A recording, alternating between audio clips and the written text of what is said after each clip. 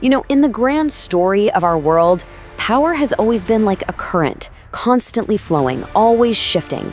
For decades, it felt like that current really just flowed from a single source. But now it feels like the maps are being completely redrawn, and not by armies, but by alliances, not through conquest, but by consensus. This is the story of a challenge, a real challenge, to the very foundation of the global order we've all grown up in. And that's really the question at the heart of our story today, isn't it? Is what we're all witnessing just a change in the players on the board? Or is it a fundamental change in the rules of the game itself? The answer, well, it just might lie within a single 5-letter acronym.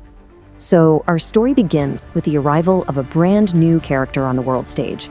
A force that started as just a whisper in some economist's report, but has now grown into a voice that is absolutely impossible to ignore.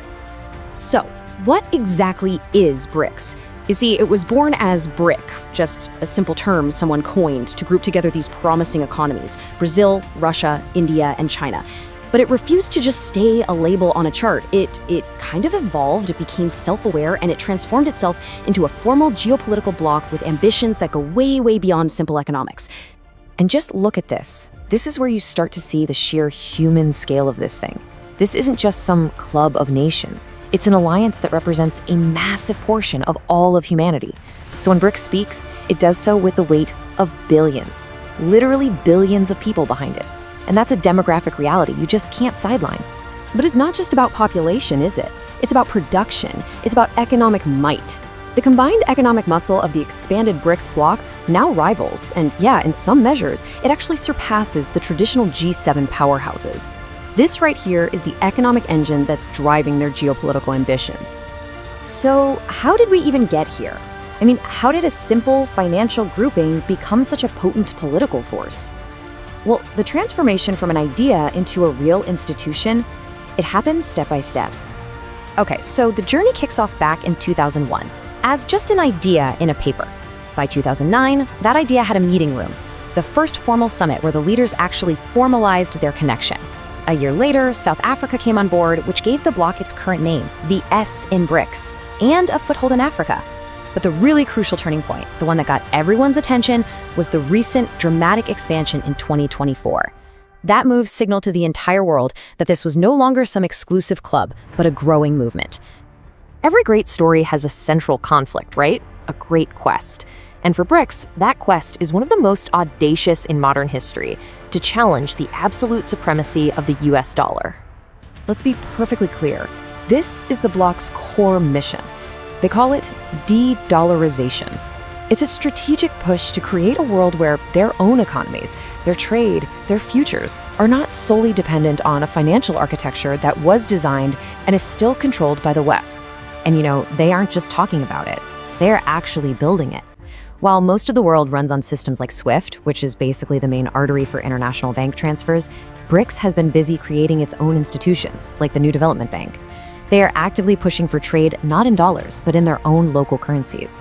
They're laying the bricks, one by one, for a kind of parallel financial universe. A hero on a quest often needs allies, right? And recently, the BRICS alliance has grown, and grown dramatically, adding new characters to the story that fundamentally change the entire plot. These new members are not minor players.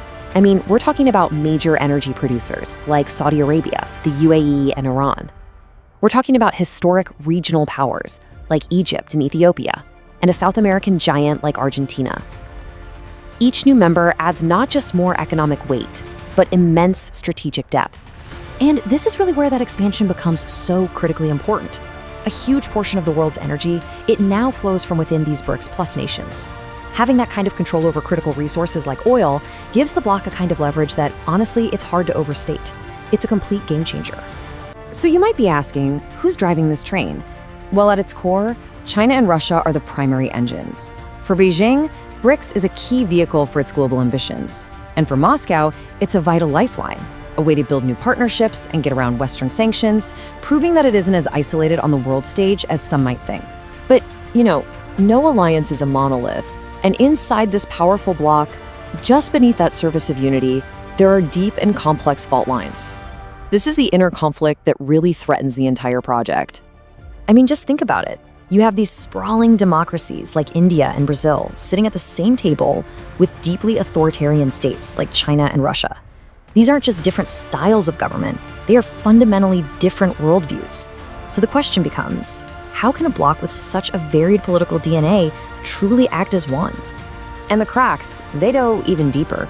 India and China, two of the bloc's most powerful members, are locked in some really serious border disputes. New members, Saudi Arabia and Iran, are historic regional rivals. And yet, despite all these deep-seated tensions, they all remain at the same table. Often, they're united by a shared grievance against the very Western-led order they're trying to challenge. Which brings us to the climax of our story. With all of its power and all of its internal friction, has the BRICS bloc truly managed to usher in a new era? You know, the consensus out there is pretty clear. Whether BRICS succeeds as a perfectly unified front is almost beside the point. Its very existence, its growth, its sheer ambition, all of it is proof that the magnetic poles of global power are shifting. The era of a single dominant global power, it's fading. We are now living in a multipolar world, a world with multiple centers of influence. And the BRICS challenge isn't just a symptom of this change, it is an active architect of it. So the old story is ending, and a new one is being written as we speak. But the final pages, they're still blank. What will this new multipolar world order actually look like? Will it be more balanced or maybe more chaotic? That is the question that's going to define all of our futures. At Geotectonics, our mission is to uncover these profound tectonic shifts, offering clarity in a world of complexity. If this analysis deepened your understanding, please like this video to support our work, share it with others who seek real insight, and subscribe to Geotectonics to ensure you never miss our next deep dive. We'll continue to explore the crucial geopolitical movements that define our time. Thank you for joining us.